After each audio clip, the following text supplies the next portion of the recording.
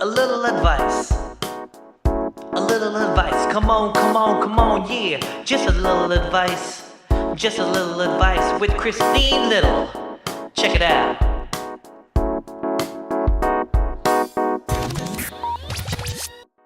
Hello and welcome to another episode of the Little Advice Podcast. This is episode number 24 and I've got another really fun guest for you guys. Her name is Christina Walkinshaw, comedian, writer, blogger, podcaster, and all around really nice person. And this podcast, we kind of run the gamut on things here. We talk about her messy hair bun. We talk about writing, Canada, guys. I mean, we just kind of have a full-on conversation. And I really, really, really love her writing advice. She has these games that she plays to help her write different things from stand-up scripts and just journaling. So I really enjoyed this.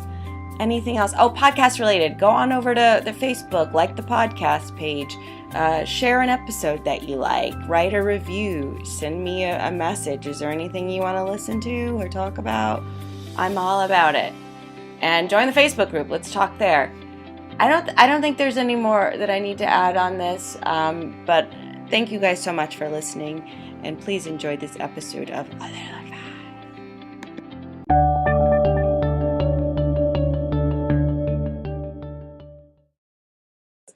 Hi, I'm here with Christina Walkinshaw. And who are you? I'm Christine Little. I'm going to do like the legit. Oh, you do the legit. Oh, oops. I just meant to do this part, yeah. I know, I already ruined your podcast. I've only been on for like 40 seconds. And that's her problem. All right, guys, been a great episode. I'm just kidding.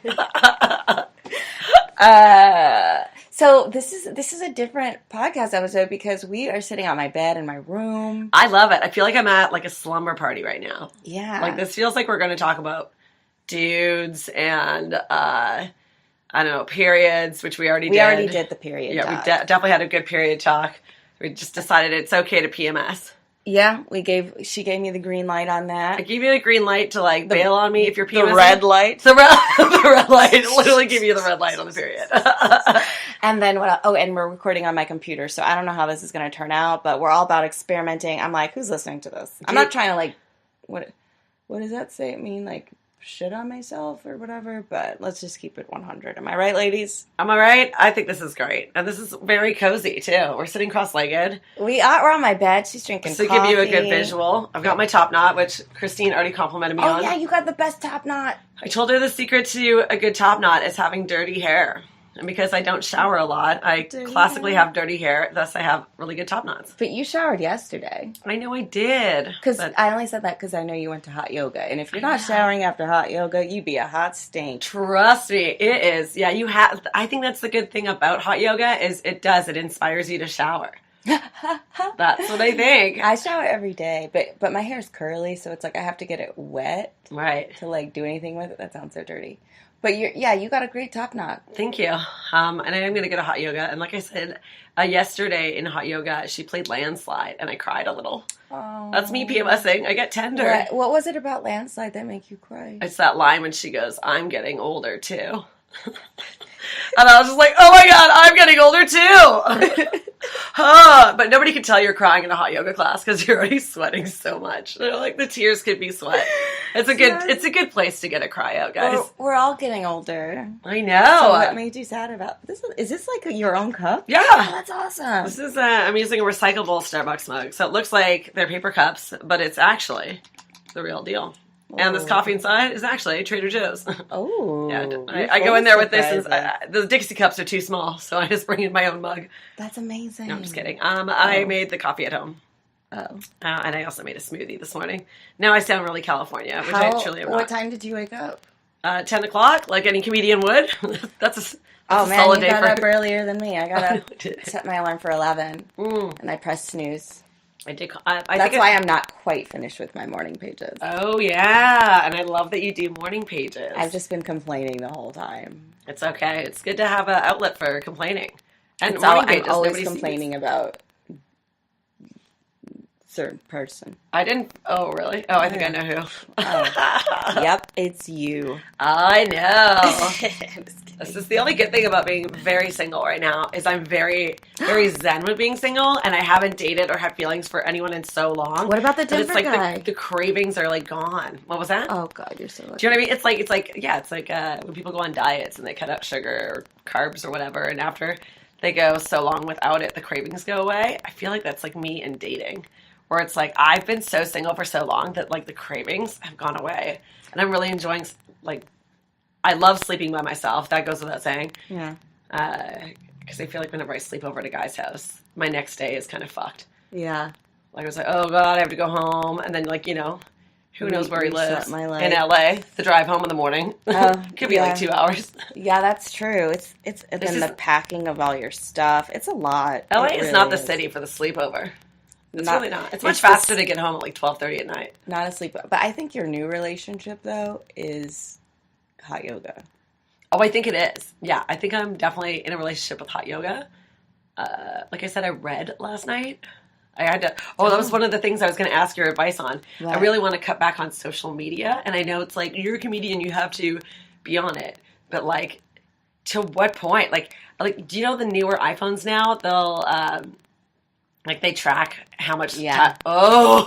I see that. I just ignore it. I'm like, this is too judgy. Like, I don't need your input. I am scared that I am, above the norm. I'm checking it too much. That's why I started reading last night. I just put the phone away. Everybody has that, I think. We talked about this on this podcast, too. You got to listen to some other... I betcha there's there's a lot of the same topics that people need advice on. Especially comedians. I know. We probably all have the same It's the same problems. issues. But, so what's going on with the Denver guy? That you met in the oh, airport. whoa. Oh, yeah. So I'm quite proud of this. I feel like airport bars are like where I shine. I feel like this is where I have the best conversations with people. I connect with people. There's no pressure. There's always like alcohol and honesty. Like, you know what I mean? Yeah. I met this guy at airport bar.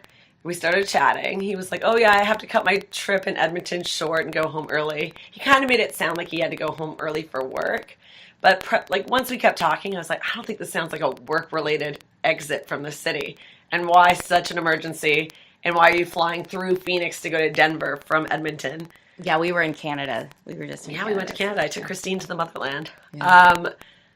And then, it was like he just broke up with his girlfriend of like 7 years. Wow. They did long distance for 7 years, though? I think they lived in the same city for a while. Okay. And then, and then I was like, oh my God. I was like, well, good news for you. You've just met the spokesperson for being single. Because I am. I'm like, I love being single. I know it's going to be rough in the beginning, but this is the little piece of advice I always give to anybody going through a breakup. And I came up with this advice when I was like 20 years old, so like 20 years ago. When my friend Jen was going through a bad breakup, I like went on stage at Yuck Yucks and I like purged all my jokes. I'm like, I did a whole set dedicated to why it's good that she's single again. Aww. Yeah, and so this is my favorite piece of advice to the recently single. It's like, okay, man, you've done your Cheers. Now it's time to move on and do your Frasier. It's just as good as Cheers, but it's your own show. Oh. It's a good one, right? That's a nice I love that. You get your own spin-off. You get your own spin-off. That's all getting single is. It's just your own spin-off. Your own success. The story is changing a little bit. This character is moving on to a new show. You're still going to have the sweet memories of the old show, but now it's time to move on. And hopefully you're a Frasier and not like one of those spin-offs that dies like 6 episodes in. Every other one. Turns out a lot of spin-offs don't actually work out, but let's keep it optimistic. Let's keep this a Frasier situation. Let's keep it a Frasier situation. Do you say Frasier or Fraser? I say Frasier. Me too. Is that how you're supposed? What I is it? think so. I just got nervous there for a minute. I don't even care. I get scared of these millions of people are going to hear this. So. Oh, this is like, you know what? My fans are wild. They will tweet at you. They'll slide into your DMs. Oh man. They're just a very aggressive bunch of people, right? Both of you.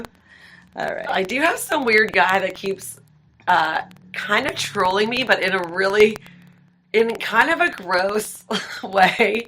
But it's still kind of funny to me, but I get scared because he's writing, he's usually trolling me responding to a male comic.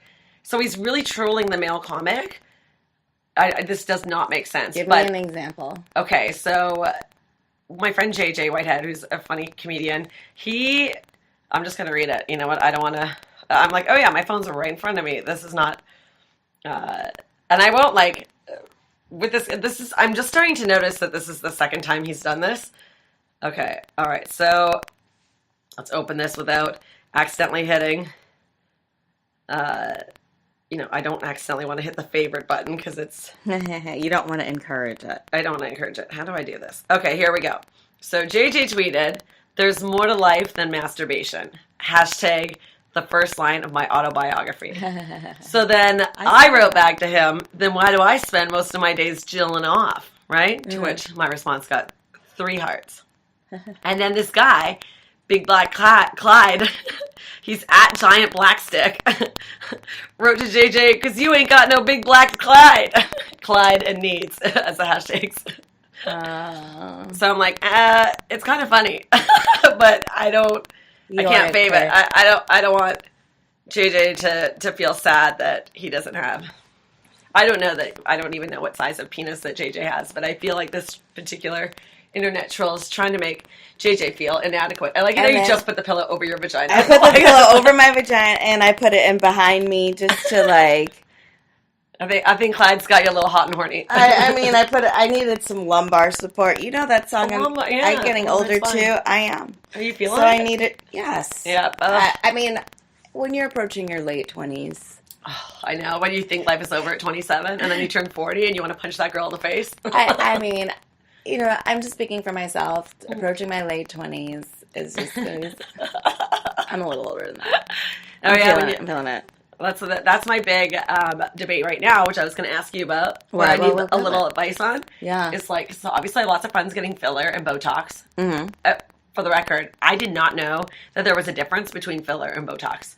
Like, filler is for when it's too late. Oh. Botox is preventative, and filler is for when you already have the lines. So which one makes you look crazy? Probably both, but I feel like... Have you done it before? I've never done it before, but I definitely have friends that have done it. I don't see a need. I'm starting off like any old lady, and I'm just using creams and like serums because I have a lot of friends selling makeup, as we know from my stand-up act. And she's at the age where everyone's doing that. All my friends either have kids or sell makeup. But I decided, I'm like, you know what? As annoying as it is, like I do want to support my friends, and I don't need to go to like CVS and buy like $3.99 makeup anymore. Like I am an adult, so I got this. I asked her. I was like, okay, so my obsession right now is my 11s, right? Those 2 lines that are right between the eyebrows. They go up and down because they look like frown lines. And I'm a happy person. How did I get the frown lines? You know what? I think that's something you see because I am having trouble. I see it when you point to it and scrunch it up, but I don't see it really. And you've got glasses. Oh, that's why I have. I like you can do the bangs, hide, and you don't really have any.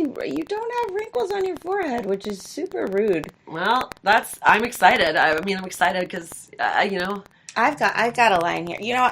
I just talked to a friend last night that was over, and she got Botox and stuff, and she's like my age, and I mean, I had no idea that she was doing that. I think a lot of girls don't talk about it. I think it's kind of... Well, no, I mean, I don't know. I feel dirty secret. It's like doing cocaine. It's like, I hope nobody notices. It's like, oh, we notice. Your nose is bleeding. Yeah. With both. Your nose are bleeding.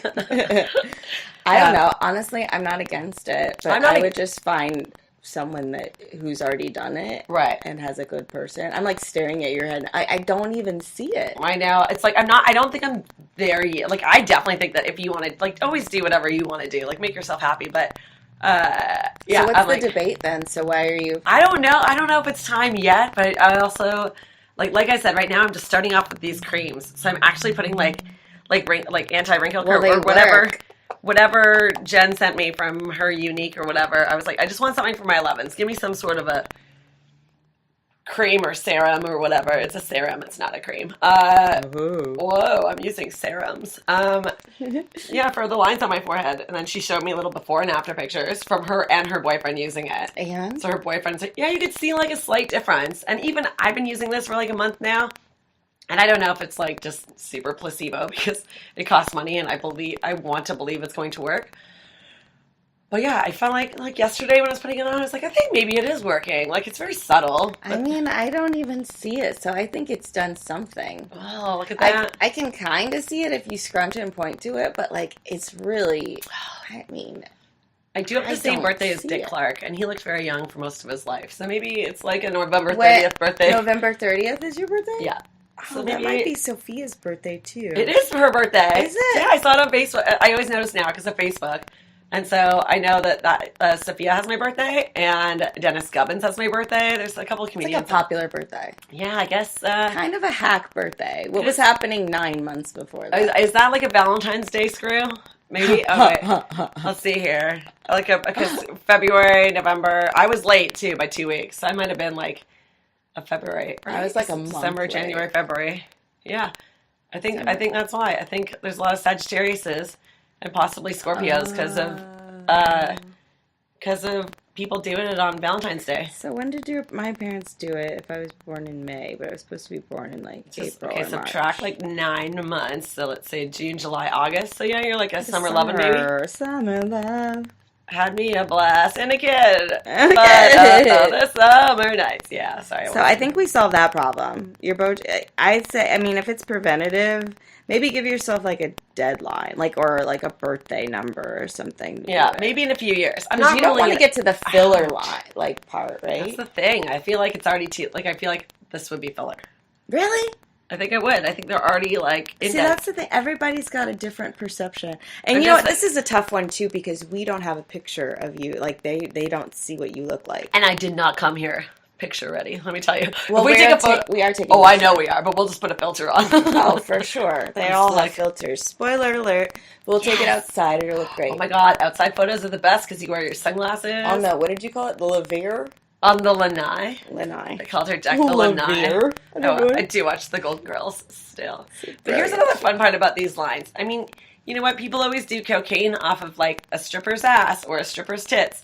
If you really want to do cocaine, you should do it out of my 11s. Because look, it's like Oh my two God. sweet, sweit little lines. You won't lose any morsel of your drug. They're so small. They would just be bumps. That is the size of their little bumps. That's it. I only have room for you to do bumps. But in 10 years, you'll be able to do full-blown lines off my forehead. So what's another problem? Because I think we solved this. I think that the You're answer... okay. I feel like the answer is, for now, I'm okay. Yeah. But we're going to Keep revisit doing your this. serums. What do you do when you give advice and then people don't take your advice? Or people ask for your help and then you offer help and then apparently your help's not the right help. And then what do you do if people don't take your advice? Let's start there. You know what I find is that Do you get annoyed that they don't take it or no? you know what, I do have this thing where I want people to be at their best, and it's frustrating sometimes when I see so much potential in someone, and I'm like, oh, if you do this will really set you apart. But also, I can't get mad at them for not seeing what I see because I don't see that in myself. And when you see things in other people, you couldn't see a certain thing in someone else, good or bad, if you didn't have it in yourself. Right. Right? So, like, in actuality, that frustration is really at yourself. Yes, that's very true. That is very So true. that's what it is. You can't control what other people do. You can help them, but most of the time when people want advice, they just want a space to be listened to. I think you're right about that. You're right. They just want to be able to vent or talk, get their story out. But you're right. I mean, everybody, even me, I always am just going to do whatever I feel in my gut. But sometimes I do take advice, and then sometimes it's not the right advice, and then I get mad for not sticking with my gut. Ugh. That's another one. That's a There's tough no one. perfect path. Can you think of a time where you took some advice? Oh yeah, definitely. But it's too long of a story to get into right now. But like, it would be like, it would be like career advice. And I'm just like, oh, I wish I said yes to that, and then I didn't, and then I went back to waiting tables for like a year and a half. Exactly what you're talking about. Yeah. But anyways, I also am a fatalist, and I'm like, okay, well, this is the path I'm meant to be on, and if I had gone the other way, I'd be dead. A fatalist, is that a thing? Like, yeah, being into fate.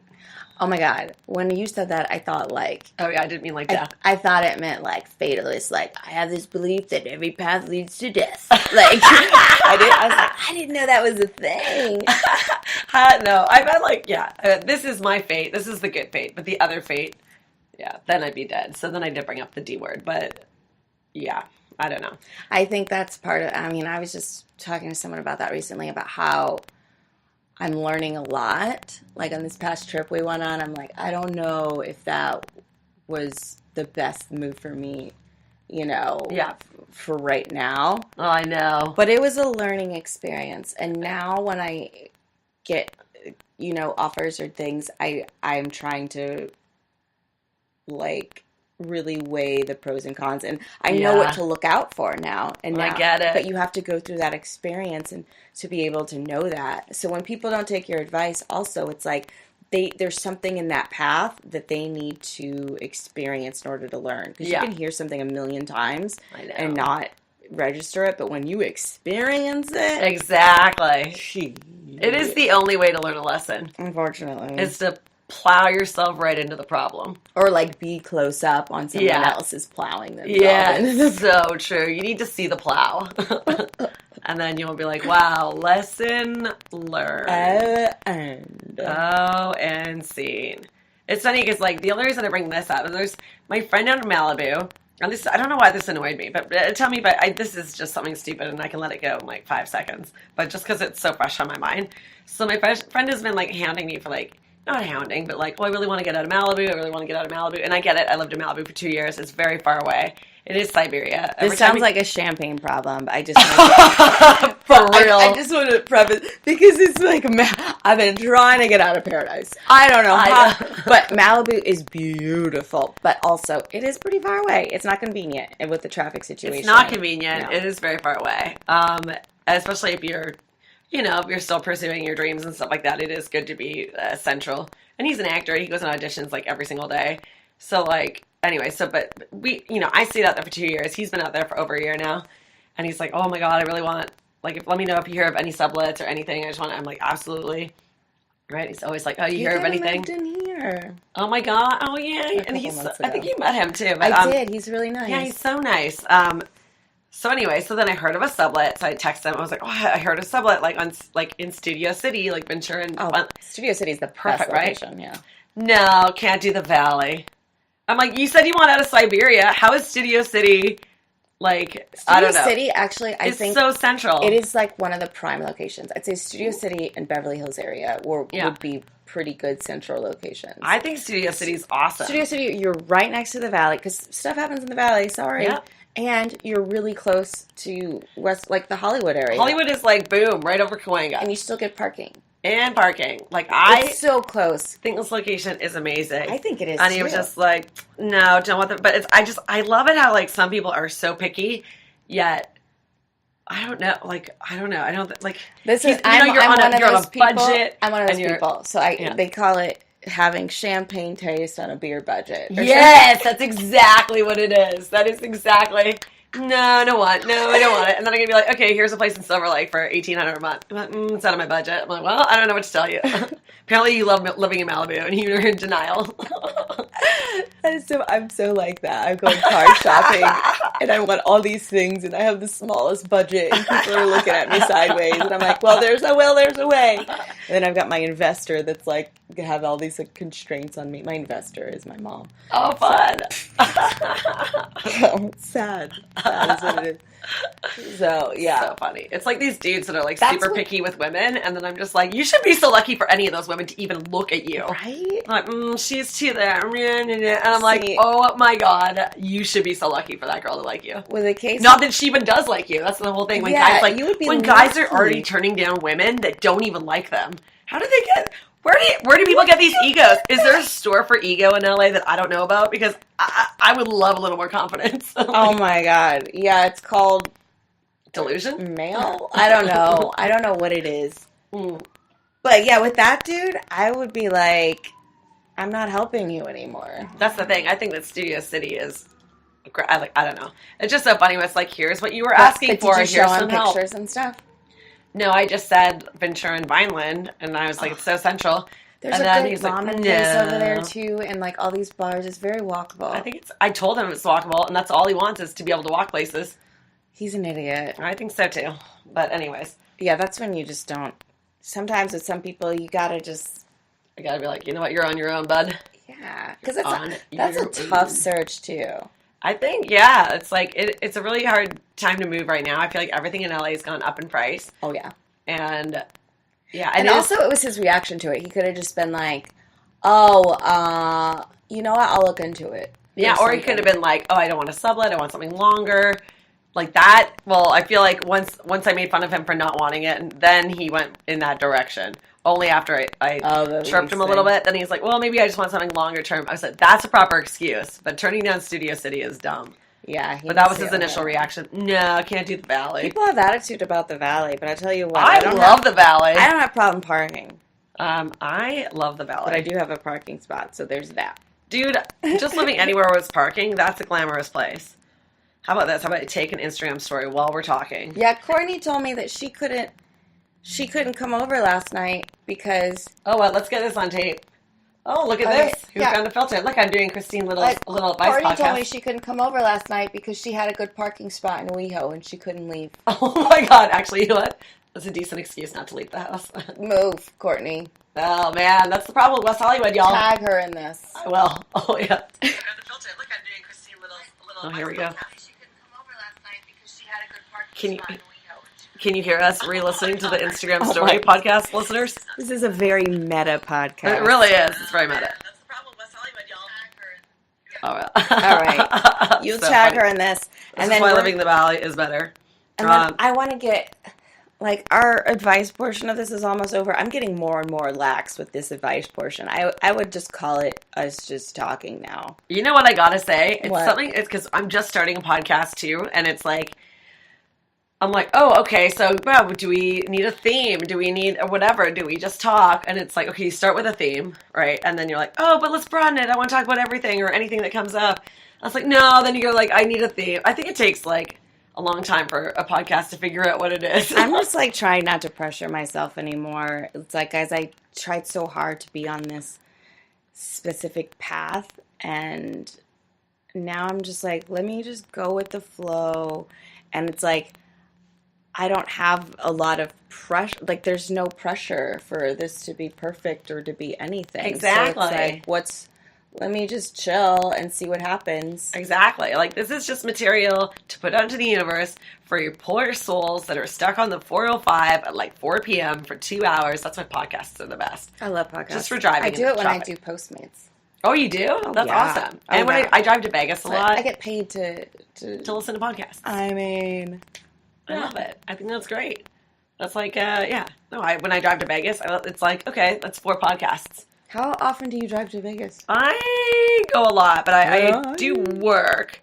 It's not straight up video poker. I go out there for gigs sometimes. I open for Puppetry the Penis. Oh, you open for them regularly? Yes. So what is that?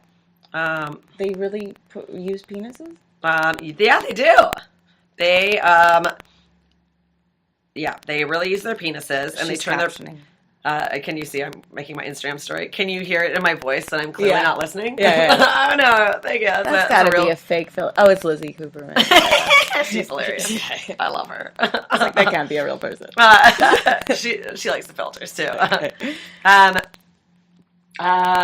So they really take their penises and their balls and they turn it into stuff. It's full blown nudity. Not me. My portion of the show, I just go up there in my clothes. Oh my God. I warm everybody up. I get them excited for some D. I think I would be upset if I saw this. You know what? It's quite a charming little show. Only guys would be like, I know what people want to see on my dick. I know, and I like it's always gay guys performing for straight women. Like, I feel like that in strip clubs too, right? These 2 guys are gay guys. But I don't know. Maybe they just have the best packages. You know what? I think we should make a spin-off. That's my spin-off. Well, it'll be like... ventriloquist of the vagina. Yes. Hello. I mean, their lips. You ever do that? I do that. I'm like, hello. Guys don't think it's sexy. No, but I did work at a pizza place in Ottawa once, and the bartender that I work with used to know he could turn the menu into a vagina. That was really cool. Because the opening part of the middle part of the menu looked like a pizza, so it had these like round flaps. But then it was Boston Pizza in Canada, but the outside was like square. So, anyways, he had this way of turning the menu into a vagina. I'm like, what was he doing with those menus? Oh my god. Kind of American He made Pie. a fleshlight out of a menu. That's how you know a guy needs to get That's how down. you know it was 1999. He wasn't You an could still make attractive vaginas at work. He wasn't an attractive guy, right? No, probably not. But Okay. bless his heart, he was like I rest the best. my case. He was a cool. No further older questions, bartender. Your Honor. Oh my god. Oh, Okay, so did you have any I don't know how this sounds record-wise, so I'm always experimenting on a little advice. And I did bang the bed a few times. I think you're worried about the sound of me doing it. Yeah, I thought you were Because gonna it was like, I was like slapping my knee. I'm like, I was oh like, man, stop that's it, funny. stop it. Oops. Yeah. No slaps. I thought you were going to say I did bang the pizza guy. I thought you were going to say that. Oh no, I did. I definitely dated a bartender there for like many years though. Oh. Oh yeah. So I guess vagina was in the air, or the vagina menus. I don't know. Were an aphrodisiac at Boston Pizza. Wow. In 1999, 2000. I like pizza. Mm. Do I have any food? Yeah, I made Wasn't some after. disgusting Maybe it was spaghetti. 2001. So did you have any takeaways from this portion of this? I know we didn't get heavy into a problem. We talked about a couple things, but are there any things that you I do have would one take last away? problem. Oh, you want to talk about another problem? Yeah. So I'm in a wine club and I have to pick my my varietals. You're such a dork. Could you help me pick out my 3 wines? Yeah, sure. What do you got? Let's look here. Oh, can I just say I had to. I don't know why this took me so long, but I'm a big slacker, as you know. But I had to call. Oh, no, not call, but I use customer support for Final Draft because I got Final Draft years ago, and then I got a new computer, and like I knew that there was a way of like getting the Final Draft because I registered it. Yeah. Anyways, I did use their customer service or their customer support, and I gotta tell you, they were amazing. Oh. So I'm just giving a sweet shout out if you're. Well, they better be. If They're you're in super LA, I don't expensive. know if you've ever thought about writing a script before. I'm sure, I don't know if anybody in LA has ever thought about it, but I'm just saying, Final Draft, customer support, kudos. Okay, right. so, guys, February is Potting Shed Wine Club time. So, we got a lot. There's a lot. I don't even know what a potting shed is. Do you know what a potting Let me shed look is? at these. That's what I have to pick from. Okay. Are you a red or white drinker? I'm into red. Me too. Okay, and I would So totally I would say feel free to let's pick go- all the cheapest wines. Oh, really? You got to pay for these. How are you in a wine club if you got to pay for it?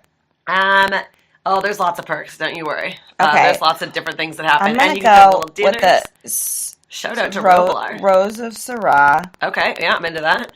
The Pinot. Okay. Oh yeah, I just ordered a half case, and I got Pinot Noirs and Cabs because it's luscious reds right now for Valentine's Day. And the Petit Verdot. You know what? I'm literally gonna do everything you told me to do. Okay. That was the best advice I've ever got. And okay. Sorry. Oh my God, she's always burping. I'm quite gassy. Do you have any advice for a gassy woman? Cut it out. Actually, I've had some gas problems myself. Just mastered making it more quiet. I think what I'm going to do is I'm going to go back on probiotics. I was taking those for a while, and they helped. I can't tell if they Yeah. work. I think I definitely turned my body into a well-oiled machine. I'm gonna try those again and see what happens. So any takeaways from this portion of the podcast before we get into your creative process? No, I feel good about all the wines you picked out and my advice to silence my gas. And What about the Okay. friend asking for advice thing? Do you feel any different about that? Yeah, I just feel like he's on his own. And there you have I it. tried. Another satisfied customer. Yes. So satisfied. All right, when we come back, I'm going to pick Christina's brain about her creative writing process. She's a great writer. She has an album out. What's your album called? It's taking a long time to become famous. Yeah, but what's your album called? Well played. That was just off the top of my head. Oh, what it's can I cool, say? Jerry, it's cool. First. Okay. All right. Thank you guys so much for listening to A Little Advice. Hi, guys. Thanks again for listening. If you want to see some shows live, go ahead and check out my website, christinelittle.net/shows. I've also got a show coming up on Monday, which is today. It should be today, the 28th at Mickey's in West Hollywood. Really fun bar. I think it's a free show. Then I've got another show in Burbank on February 2nd. And then Indianapolis coming for you on Friday, February 8th. Let's check that out. And I'll be in Fort Wayne on February 9th, also in Indiana. So thank you guys so much for listening. Please rate, share, subscribe. say hi to Christina. Thank you guys so much for listening to the show. Bye. And we are back with Christina Walkinshaw. That is me. Did you miss us? I mean, there was like a little intermission where I was like, hey, these are my shows, if I remember to do that. So what you're saying is there wasn't long enough for us people to miss us. No, but in the time that we were on break, we did make an Instagram post We again. did. We did some work. Turns out one of my posts only got one like. That's just rude. One like? Ouch. Rude. You were buried by algorithms. What if I was in a fragile mental state? What if I was dying and I decided that Instagram was my way my last post. Instead of 911, I was going to Instagram story my death, and then it was like one like. I was like getting held Nobody hostage. saw it. It got buried in algorithms. Oh, she choked to death alone, but unfortunately, she didn't pay for advertising, so we had to let her die. Instagram is coming under a fire after a girl made a post that wasn't seen in the algorithm, and she took her life. Instagram spokespeople have yet to comment, but they are owned by Facebook, so we still hate Facebook.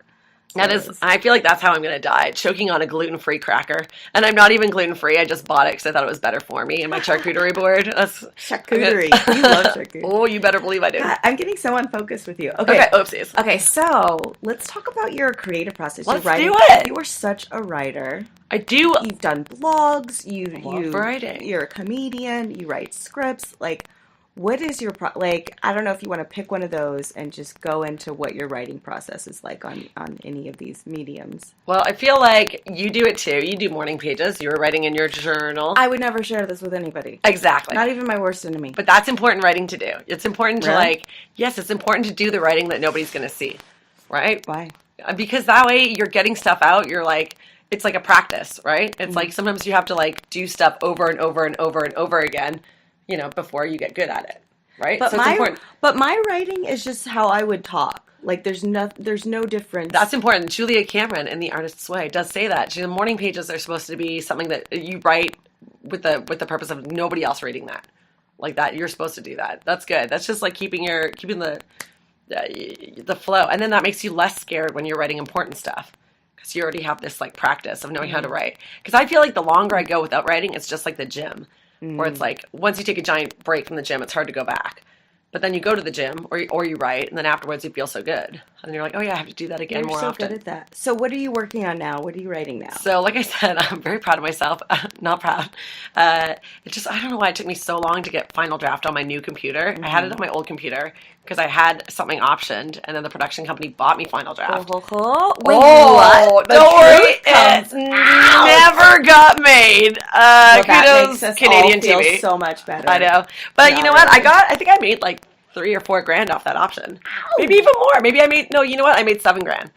So like the sad part is sometimes even if something doesn't get made, like a little option money, it still helps the pat the wallet a little bit. Christina is like one of the most positive people that I've met, and it's genuine for some reason. I mean, yes, she drinks, and that helps. But that helps with my confidence. You know what? Dirty secret. I don't mind having like a little glass of wine while I write. Because the same way you would get less inhibited on a date, you can get less inhibited with your writing. Damn, like you could be less scared. Be like, I'm going to write this. I'm going to write that. You get a little fearless. But I'm not saying like post things when you're drunk, because that's obviously I do train that. wrecks. And when it's late, and then I delete it. But I was going to say, you're so positive, and like, I really think it contributes to all the cool things that happen in your life. You're not afraid to talk up anybody, and you're so like, people love you, and things just come to you. Like you're not the kind of person that worries about money. Oh, sorry. Text. Who's that from? I was supposed to be your first guest. Wow, political. God, Courtney, stop texting. Do you not have Courtney's number saved? I'm going to say stop texting. Or is it just because it's on your computer? Texting. Hold on. What if I just read her phone number on your podcast? 310. Don't do it. Hold on. Stop texting. Hold on. It's making noises on my computer. And what kind of fan is she? You've already had guests. So, you know what? Kathleen was on. She hasn't listened to him. We were just talking about manifesting things. It turns out I manifested Courtney. Well, we did tag her in a post. We did. How dare you ignores me. But I do think it does take a combination of like hard work and like, I don't know, like it sounds kind of dorky, but you have to believe that it's going to happen. You have to be able to visualize it happening. And I do see a difference between like people that I think are truly funny, but have like very bad attitudes, and like they're very negative. And it's like the more and more you think about the negative stuff, and it's like the more I know this is all like stuff that apparently is in The Secret, but I've never read The Secret. But this is just how you live your life. Yeah, it's like why would you like? I don't want to believe that bad things are going to happen. I do like to. I mean, occasionally I have a nightmare. I don't know. Everybody does, but like, but you don't live in it. I don't live in it. I feel like. Yeah, I still like, I don't know, I picture good things happening, and I do, I don't know, but I swear to God, I kind of was born this way. So it's like, that's why I understand people with depression, because I was kind of, like, my parents said I came out, and I was, like, smiling. Lady Gaga, everybody. No, but I mean, just spending the last weekend with you, and just seeing it in action, and just, like, it's like you don't have the worry. Like, sometimes I think if I'm anxious about something, it's me, like, getting motivated to do something about it, or I'm being responsible by worrying about it. Well, I will say this. I do get in my head a lot, but I'm aware that I'm in my head, and then I get myself out of it. Like sometimes I do get nervous, for sure. I always get nervous. I think I told you the story at Edmonton, but I was really nervous. This one show, it was in Massey Hall in Toronto, and I started, like, pacing in this hallway, and Jeremy Hotz comes around, and he's like, oh my God, what's the matter? And I was like, and he was like smoking and drinking, didn't give a fuck. And I was just like, oh my God, I don't know why, but I'm so nervous. And he goes, if you're good, that doesn't go away. Ooh. And I was like, damn, that's good advice. That was like, and then I was like, oh yeah, like sometimes I do have to remind myself that these are things I can do and I have been doing. Because sometimes I get in my head, I'm like, oh my God, I'm scared. And then I do dorky things, like I'll look at myself in the mirror, and I'll be like, you're funny. You got this. Don't worry about this. Or, like, even with us, I think I, like, make us all put our hands on the center of the table. Guys, we're going to have a great show. Are you ready to have a great show? Let's have a great show. You're hitting the bed again. Oh, shit. Anyway. Sorry. I thought you were saying, you're right. But you're like, no, stop hitting the bed. But you are right. But I do remember that. Didn't we have, like, 3 out of 3 great shows? We had, every show was great. Every show was great. I wish we had recorded those sets. That's the only, I'll give myself, like, a C- for being a businesswoman. I'll give myself a good grade for being creative and liking the process, but I'm not a good business person. You see, that's the thing, like, I think the business part is actually pretty fun, too. Because there's, like, a part of me that's always wanted to be, like, an entrepreneur. Yeah. And so you get to have that entrepreneurial fun. Right. Within the context of doing this. And you can still be creative with the business aspect of this. Like how we were airdropping flyers to people at the bar. That was the slickest thing we've ever done. That was so funny. So, you guys, what we were doing is we had our flyer on our phones, and we were in this bar, and we started airdropping the flyer for our show to people in the bar. Today. We're just like, oh, Greg's phone, Susan's phone, Troy's phone, and just like send. It's guerrilla marketing, and it was creative. It was creative. And, and then that one guy sent us a picture of his dog back. Cute picture. It was so cute. The dog was dressed up like Superman. Everybody was in good spirits there. It was very good. So about your writing process, let me ask you this: like when you're sitting down to write something, is it just like a blank page, or do you have do you have a ritual for when you like how you do your morning pages? Yeah. Do you have creative writing time? Yeah. So I have a couple games I play. Well, this is a good game. Okay. So, and this is funny because Gary Gulman's doing all these like writing tips, and a lot of them I'm like, oh yeah, I do that. But so this one little game I play, so I set a timer on my phone, and I do these 10-minute intervals of writing. All right, and this is a great way to get an hour and a half of writing done and not even really know. Oh my God, I'm so excited about this. So I break my writing up into 3 parts, okay? Because we're comics, we have probably multiple projects. So I have, one interval is my morning pages, just stream of consciousness writing. I can write whatever. And then one interval is joke writing. And then 10 minutes? Yeah, okay, this is what we're going to do. So we're going to do 10-minute intervals. And the second interval, I do, like, jokes or whatever. I'm going to work on material. And then the third interval, I'll do, like, a bigger project, like a script or a blog, or, like, if I'm working on a book. So that's, like, my bigger one. And this is just, like an easy way of, like, getting yourself to it's, you don't even feel the timing going by because it's moving so fast. And so anyways, everything's 10 minutes. I set the timer on my phone, 10 minutes. Okay, stream of consciousness writing. Dinger goes off. Okay, now I move to joke writing. And then bing, timer goes off. Okay, now I work to like a blog or a script or whatever. Holy crap. Well, and I'll tell you this, sometimes that timer will go off and you won't want to stop. You'll be on a roll and then you can keep going. But let's say you're struggling a little bit. It's like, okay, sometimes I feel like... Is there ever a time where it's just blank on one of those? Like the big script or the jokes or whatever. Stream of consciousness, easy peasy. Easy peasy, yeah. Yeah. I mean, yeah, a little bit. You could struggle, but then you have to think like, okay, but I only have to do this for 10 minutes. And then when the timer goes off, it's like a relief. But there are so many times where the timer goes off and you're like on a roll and you keep going. But traditionally, when I was really in the practice of doing this a lot, and I'm trying to bring this back right now because I actually haven't played this game in a while. But yeah, and I would do 3 rounds of that. So then every project's getting half an hour.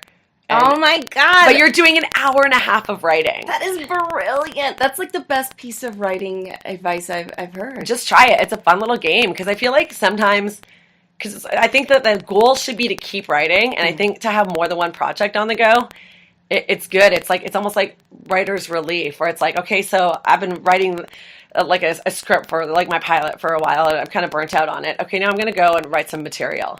Like I always find that like whenever I'm like in the heat of like of having popularity in my blog, that sometimes my stand-up takes a little bit of a back burner. Yeah. And the same way when my stand-up's going really good, my blog takes a little bit of a back burner. Like, Yeah. I think it's very interesting how you can burn out on one, but then just hop into the other and actually feel, like, fresh. Yeah. You know what I mean? Like, That is amazing. But anyways, that's a fun game, and I'm telling So you. do you have any, like, writing prompts? Like, I've never written, I mean, I've written sketches and stuff, but I've never sat down and wrote, like, a pilot script or anything like that, which I would love to do, or a movie. Yeah. Like, do you have any tips on, like, how to start that process? Well, the first piece of advice I like, and actually I got this from Melissa McQueen, and I don't know Love if it's hers. Melissa McQueen. You know I love Melissa McQueen. But anyways, it's a good piece of writer's advice, is get the page dirty. Ugh. Get the page dirty. So don't worry so much about what you're doing, because it's totally going to get rewritten anyway. Yeah. Because definitely, like, I mean, I wrote a movie, like, years ago, and I got that option, too. But I literally didn't really know what I was doing, to be honest. Like, I was just like, I'm just going to write a movie. And I just started, and I just, like, let everything flow. And then, I mean, the first set of notes I got back from that script, it was really cute. I met with, like, a good guy, like, a good guy who, like, ended up going on to work on, like, Juno and 500 Days of Summer. I know, I'm back in those days, I don't know. That was the shit. It was, I know, and this was, like, 2005, so I'm, like, a very amateur writer at this point in my life, but I just wanted to, like, I had an idea, I wanted to make it, I like characters, I like dialogue. So he was like, do you want the good news or the bad news first? And I was like, oh my God, give me the good news first. Really? Yeah. I would have said the bad news. No, I was like, give me the good news first. All right, because then I could have just hung up after. He's like, you're still alive. You're like, okay. So the good news, he was like, the good news is you have something that can't be taught. He goes, you have a very strong voice. Ooh. Your characters are fun. Your dialogue is great. Like, the theme is great. And I was like, well, it seems like I'm killing it. I was like, well, what's the bad news? And he's like, your movie has no plot. You know what? That's actually not terrible. But that's the thing. He's like, you have a good indie movie here. Right? That's what it is. They used this, like, I swear to God, 10 years ago, like, indie movie was like this. Oh, it was like a word that hurt. It was like, oh my God, indie, I'm not gonna make any money. But now I feel like indie movies actually do make money, and they do get awards. You go to Sundance. It's cool now, yeah. But I love that, like, to make an indie movie, it's like, don't have a plot. Yeah, you just, like, have a bunch of characters living life. It's like a scripted reality show that makes it to a big screen. Like, that's what it is, right? That's an indie film. Well, like that show were you and I talking about that show, Reality Bite, or not Reality Bites? Well, I like that movie, Reality Bites. Unreal. Oh no, it wasn't me. Lifetime? But I've seen a couple episodes of that. I love that show. Oh yeah, that is a good show. I've seen a couple episodes. I don't know why I fell off the whatever. But it's on Hulu. yeah. Oh my God, I should watch it. Why do you have like writing process? I know you like writing in your. I mean, journal? look, I have my morning pages, and I know that, like, when I don't, it's like a compulsive thing. It's like, even if I don't get it done in the morning, which sometimes I can't. Yeah. And sometimes I wake up late, so if I wake up too late in the day, then I'm like, morning pages are going to be night pages. Oh, mine were last night for And sure. I so- finished them at like 8:30. So, yeah, mine were like right before I went to bed. It was like 2 in the morning or something. So and I wound up writing 5 pages last night, which is rare. Yeah. I usually stick to the 3. The 3. But I just had so much to say, and even today I'm like, I'm still talking because I have a lot to complain. I'm still talking. Yeah. I wasn't done with that shit. That's awesome. So that is like, if I don't get that done, like I can feel it. It's like this anxiety I have over me. But that's a good urge to have, is to keep going, right? Because even last night I did my morning pages. I definitely finished them at 8:30 at night, and then at like 11:30, all these other. I've been reading a book and I finished it, and then all these other kind of thoughts. I was like, oh, I have to write down a few more things. Then I wrote another page. I love that. Yeah, sometimes you got to get up. I mean, that's the classic reminder that everybody has to be reminded of, especially as a comic. You know, when you're like lying in bed and you're trying to fall asleep and then all these like joke ideas are coming into your brain. That's brilliant. Everybody knows you got to write it down. Because sometimes you're like, oh, I'll remember that. That's You'll like never so clever. I'll remember that in the remember. morning. How could I possibly forget that in the morning? It's just going to be the first thing I think about in the morning. And then you wake up, you're like, oh, fuck, Oh should my have wrote it God. down. That actually reminds me of some joke ideas I came up with yesterday that I did not write down. And So you know I what? was cleaning out my trunk and I was like, you know, this is a really hard process because it's like so much of who I aspired to be was in here and it wasn't. There was like a beach umbrella and like a racket for a racquetball. I'm like, this is not me. This is who I wanted to be in my trunk and I never was. It's just sad. Oh my God, it's so funny. But anyway, Yeah. so Anyways, but yeah, and then that's a whole project in itself too. Like sometimes I forget or I don't really think until I'm about to do stand up where I'm like, oh, I should go through all my notes in my phone because there's usually like at least 20 joke ideas in that little note thing. And but sometimes I don't like take a little chunk of my time out to be like, I should just go through notes because that could definitely help that interval of joke writing. that's true. This is a huge reason. All those Well, notes. would you count that as an interval if you're just scrolling through those notes, or Yeah, does as it long need as to be you're on the putting page? them into like another file and actually working on them as a joke. I think that I does have count. a lot So- of those, but like some of them, I'm like, this isn't a joke yet. This isn't a whatever. Yet.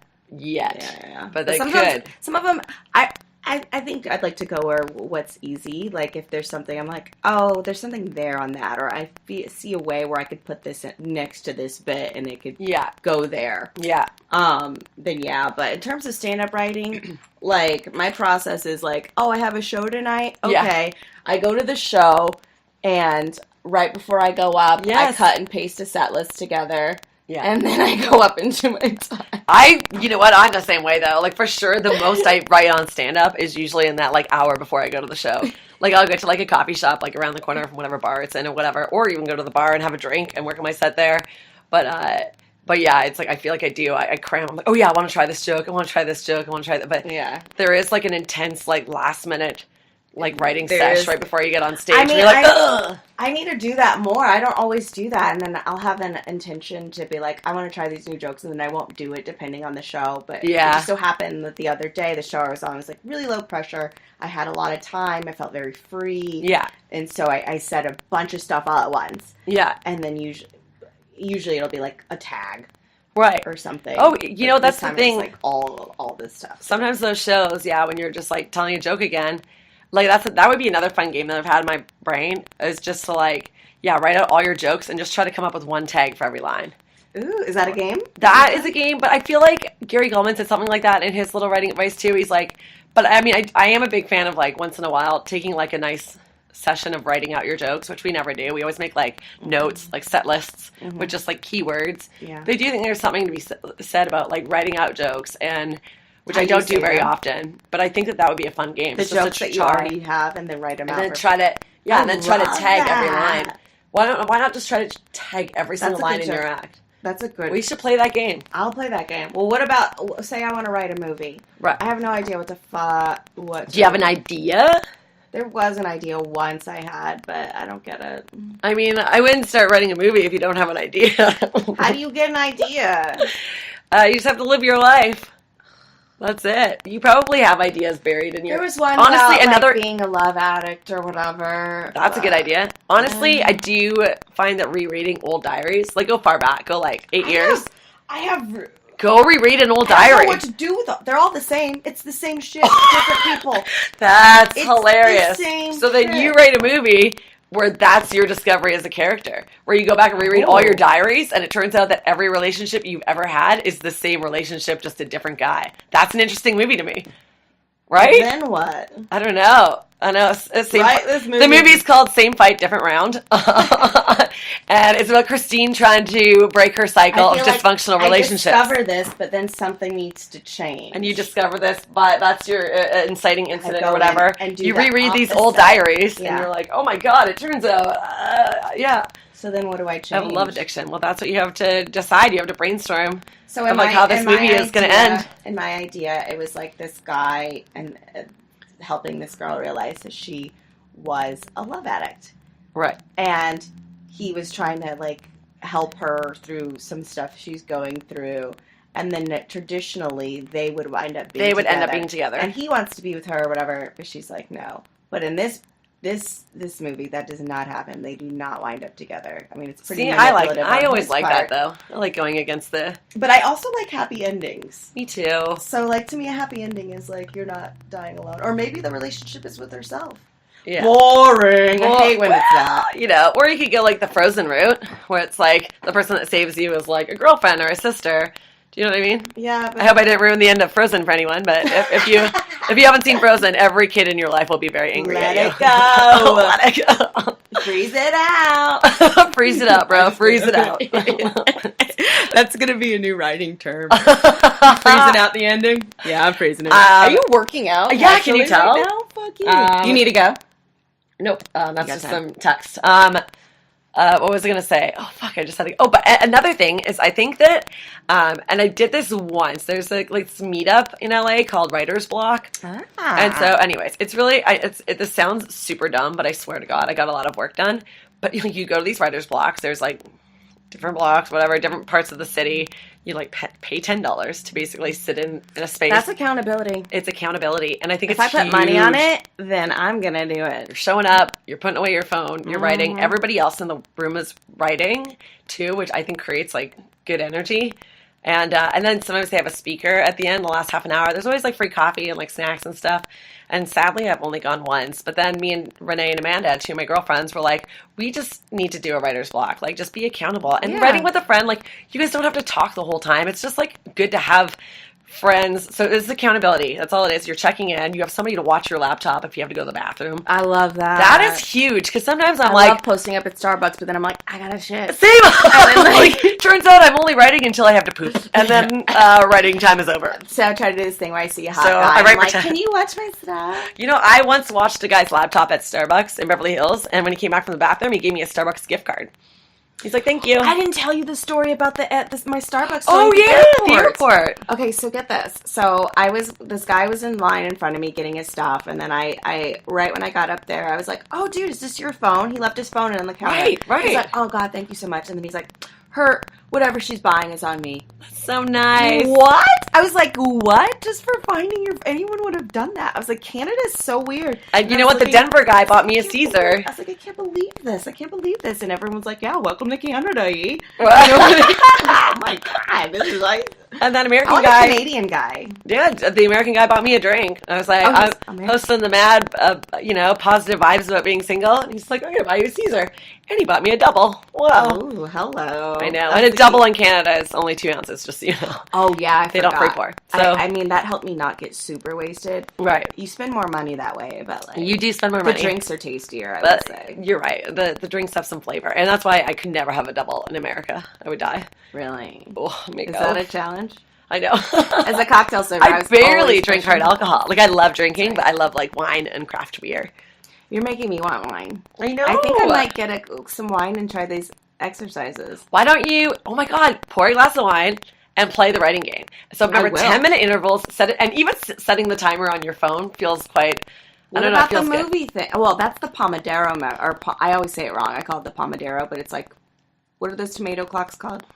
I don't know. Oh, well, I call it. Well, yeah, is it for? But it's for 25 minutes. Oh, see, that's for good. a project. But I like your 10-minute thing. I mean, I like shorter, faster. Exactly. Like I used to do the 45-minute yoga classes, and like the thing that drew me to those classes were that they were 45 minutes. And there's so many like 60, 75, 90-minute classes. I was like, I could do anything for 45 minutes. But the class you're doing today is 90, right? I'm doing a 60 today. 60. But a 90 in Canada. Because we did that 90-minute one in Edmonton, which was just insane. I can't even believe I did that. And I sweat out a whole bunch of booze. Oh, I must have stunk up that class. Smelled like booze. So badly. Oh, my God. Because I was definitely drinking IPAs that night at Cactus Club. So they're very hoppy. Oh my God, I love the Cactus Club. Isn't it great? It was so We can give a shout out to the Cactus Club on this podcast. Well, they don't have it in America. That's true. But I'm sure you have like 1 million Canadian listeners, so... you know what? After our shows, maybe I do. Right? Uh-oh, guess what? What? I have to go to yoga in 3 minutes. Okay. Did I inspire you? You inspired me. Yeah, but the only question I have is about the writing the movie portion. How do I do that in a 10-minute? I mean, I definitely am not a pro at writing movies. I kind of just like write when I want to write, and then, you know, maybe like I did. You know, here's the thing: I did take some classes in Toronto, like a screenwriting like level 2 classes, just to like work on my structure. My structure does suck. Like, full disclosure, I've had a lot of luck with writing, but let me tell you, no one can teach you what you do. Right, I have the voice, but I definitely don't have like the structure. That's the easy part. Skill. That's something that can be learned, and you know, you could. I don't know. Everybody always reads Save the Cat. Oh yeah. Full disclosure, I've been on page 17 of Save the Cat for about 10 years. Full disclosure, I saved the cat, and it sucked. I'm just kidding. But through little things, and you know, I'm sure that people would be happy to like read your scripts. But right now, I would say just get the idea on paper, and then worry about structure later, because that's just the fixable keep part. writing like this is a scene. This is a scene. Yeah, just like pretend like a set list. Yeah, just create your world. Just create your world, and just like you know, make little scenes and bring them all together. And don't forget to have some drama. This is a big problem I have too. I feel like I got this note because you're so happy. Yeah, absolutely. And then they talked it out, and everything was fine. That's exactly what it was. They're like, it's like you're scared for anything bad to happen to your characters. And it's true. I think I fall in love with my characters, and I do base my characters on real people. So I'm like, oh, I don't really want anything bad to happen to her. Like, you know what I mean? But I have to get out of that. That's why I didn't These like are my that. real problems that I have to get out of, you guys. You know what? I had an acting teacher said that your acting problems are your life problems, and your life problems are your acting problems. And I never forgot that. Ooh, that is good. And that's a creative thing, too. Yeah. It's like you're too afraid for anything. I get a little attached to these fake people that I've invented in my head. I think it's sweet. What can I tell you? That's why I didn't like that movie where the girl came from Ireland. Did you see that? It like won some awards.